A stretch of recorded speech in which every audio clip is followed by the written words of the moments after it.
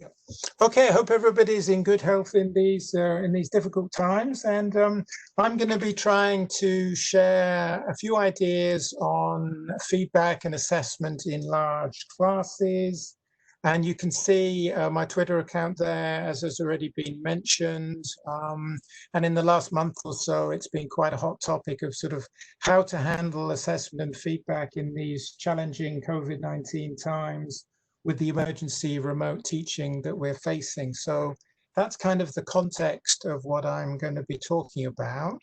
I think one of the lessons we've learned is that we need to move beyond the transmission of content, both in relation to teaching and in relation to feedback. And particularly with large classes, we need to design very carefully the feedback sequences so that students have opportunities to use feedback from one task on another task. So the timing of the feedback is going to be very important under those circumstances.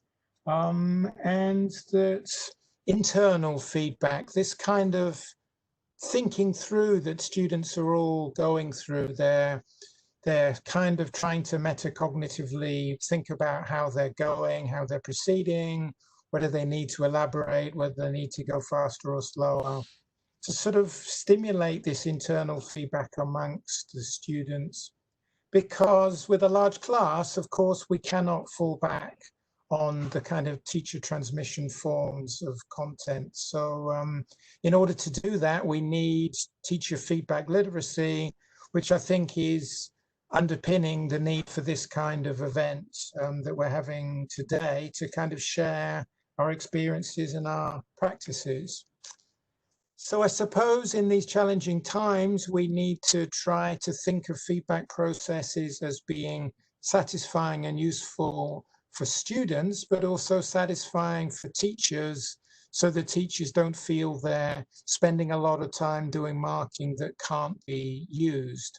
So we need to design the feedback processes that enable student action. And I particularly like this quote from Roy Sadler, that we need to think very much about what the learner is making of the feedback, what the learner is doing with the feedback. So whatever the circumstances, transmission forms of teaching and transmission forms of feedback are often limited in their capturing the student needs, capturing the student goals. So in terms of the kind of workload issue, I think as teachers, we know that generating feedback information for students is quite a time-consuming endeavor.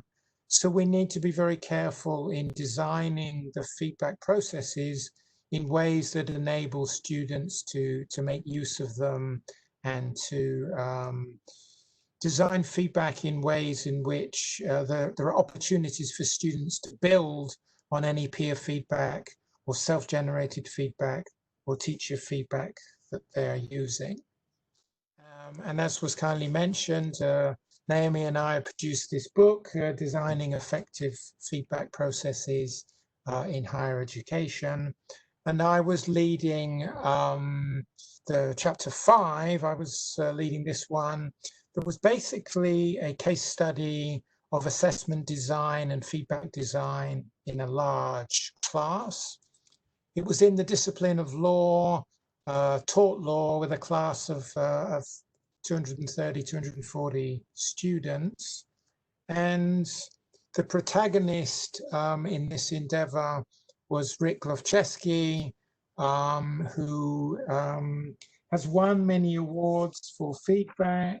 And one of the main focuses of his feedback and assessment work is on innovative assessment practices in large classes. And in some ways, the discipline of law is not a very favorable one, because they are tending to be driven by tests and exams.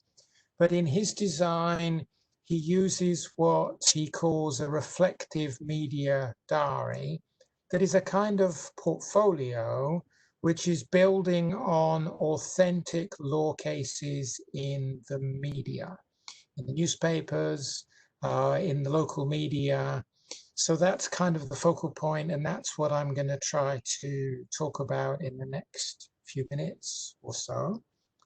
So how does this reflective media diary work? So basically, the students are required to identify relevant legal cases in the media, to track the developments and try to analyze how these cases are evolving over time. So these are basically complex cases that are authentic, real life.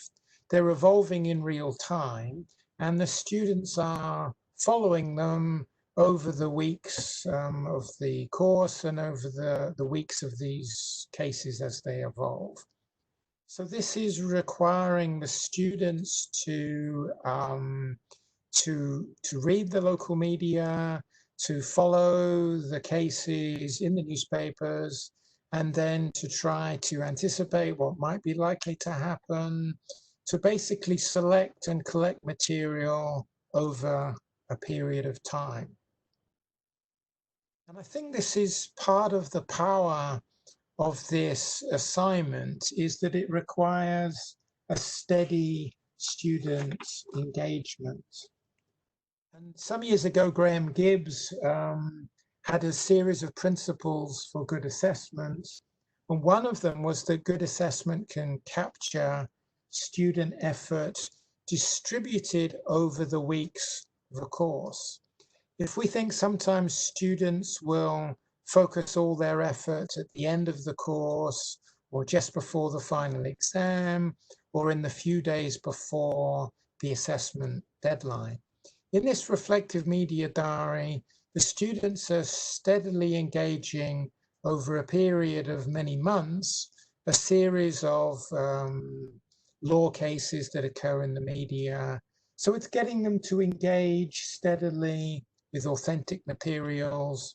These are not just textbook cases, but there are cases that are occurring in real time over a period of several months. So I think those are some of the features of the reflective media diary. So Rick has a series of guidelines, quite detailed guidelines that he's developed over the years, guidelines that illustrate the expectations, and he has a rubric that illustrates the expectations, but he also provides online exemplars.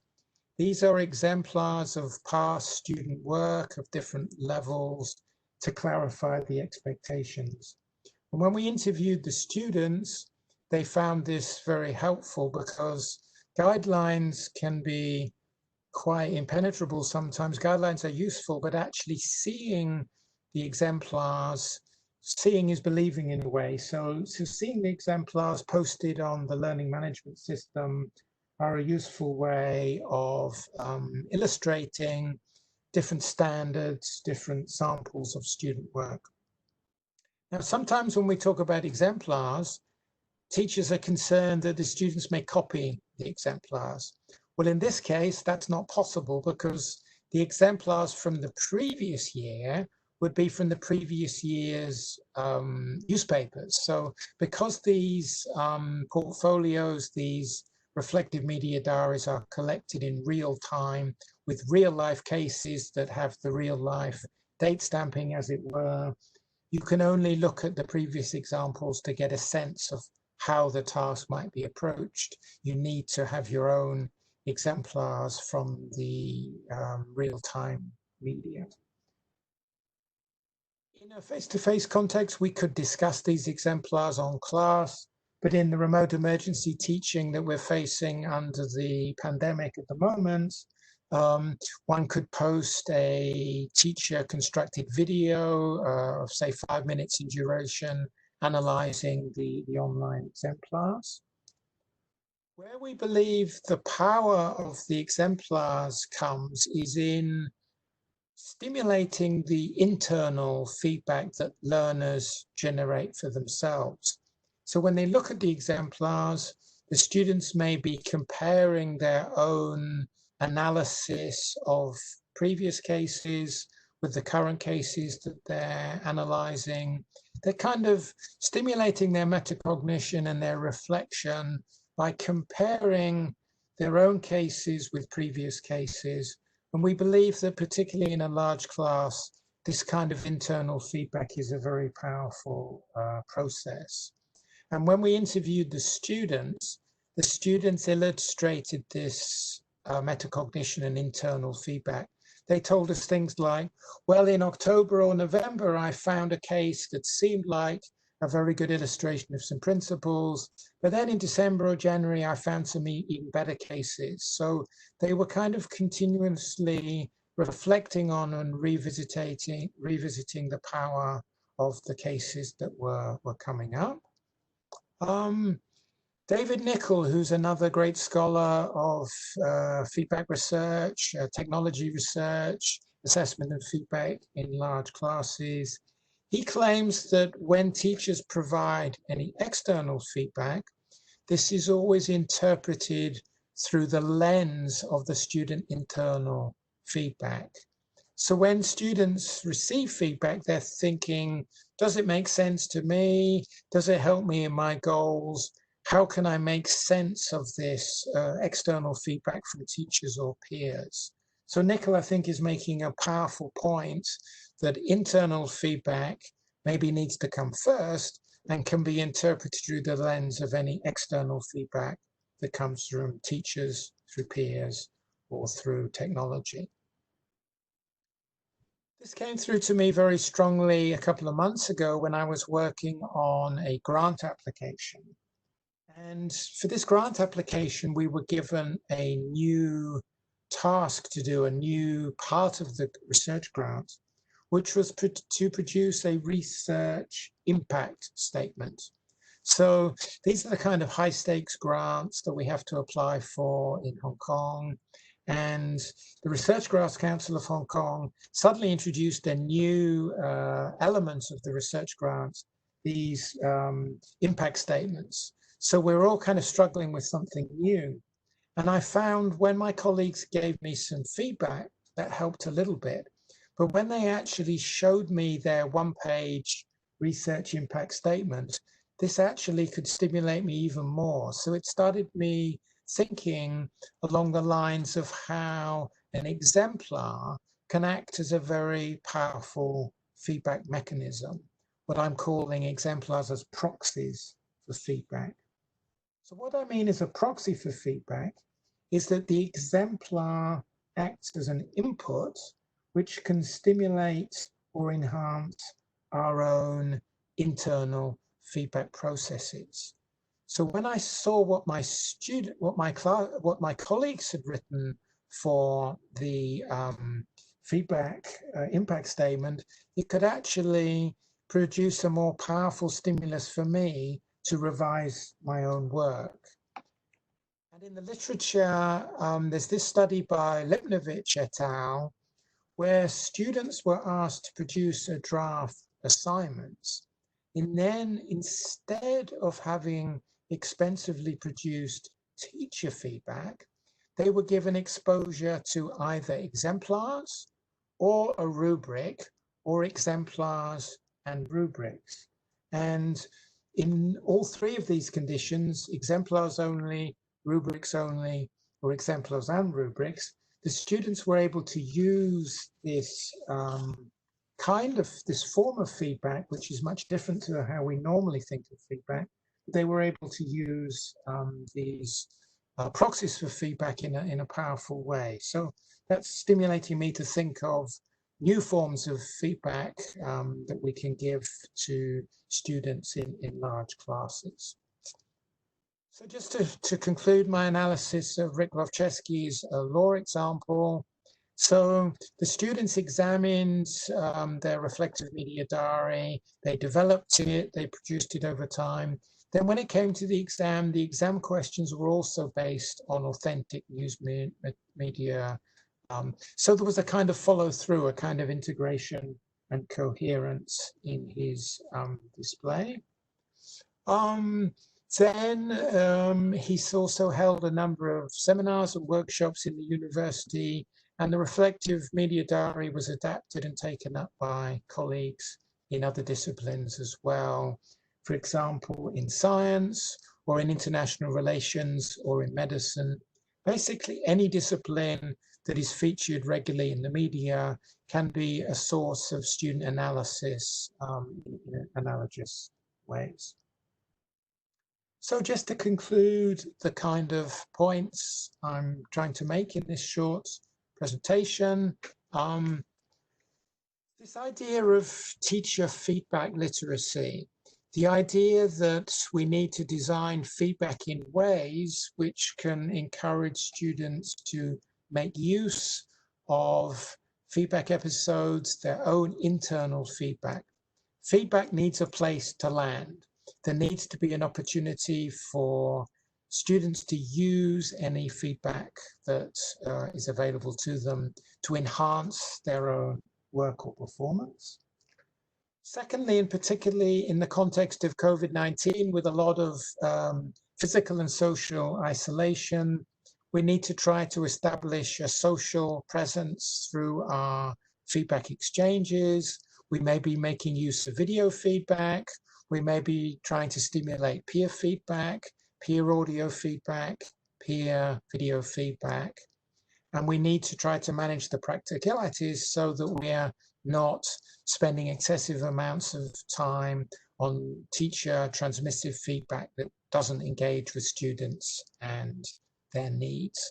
So this interplay between teacher feedback and student teacher feedback literacy and student feedback literacy, that is very much at the heart of the work that Naomi and I have been trying to do.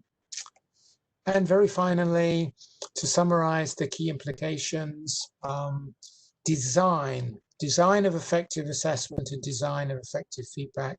So it's designed for feedback uptake.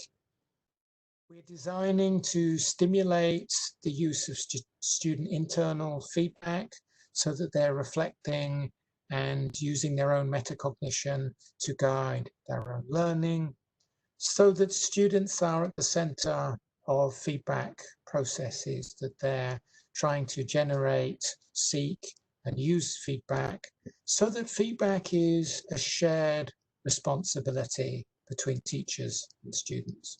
It's not solely in the teacher's court to produce comments, but it's students thinking about what they're doing, reflecting, generating this internal feedback, and then trying to use it to enhance their own work and performance during the act of production. Any feedback that comes at the end of a cycle is very limited in the potential to influence students. So we need to be trying to produce feedback that is either student generated or generated from exemplars, so that students can actually use it to enhance their performance or their learning strategies. There's some references there. There's also some supplementary material in the slides that I've posted on SlideShare and on Twitter. But I think that's my time up. So